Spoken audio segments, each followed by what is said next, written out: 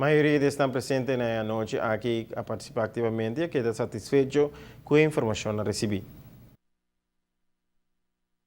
Mas é interessante para ver que o tráfego também e que tem boa comunicação, não, com diferentes lugares.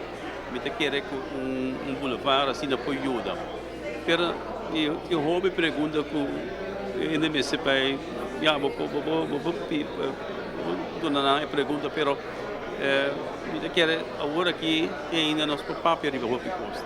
Aqui com mabini para sobre que uma vez que era tonda na airport estava claro, me corre bromer, me estava pouco preocupar e desapontar de ranchura de caia, mas me pensa e me nota corre bicicleta, pero correndo bromer mesmo tinha bota pensa van congeleta pouco small, me sinto que se mi timbe mi nota corre a noite que quando per mi senti mi nota senti safe. Essa é a minha opinião também over die fietsstrook que tá tinko a bordo por nidilante divi tamarei.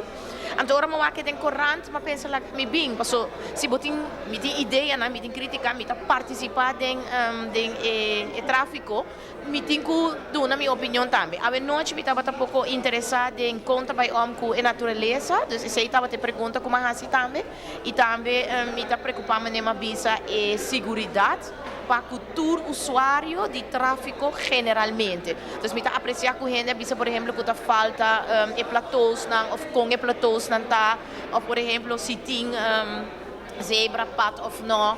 Isso é eigenlijk o que trigger me out.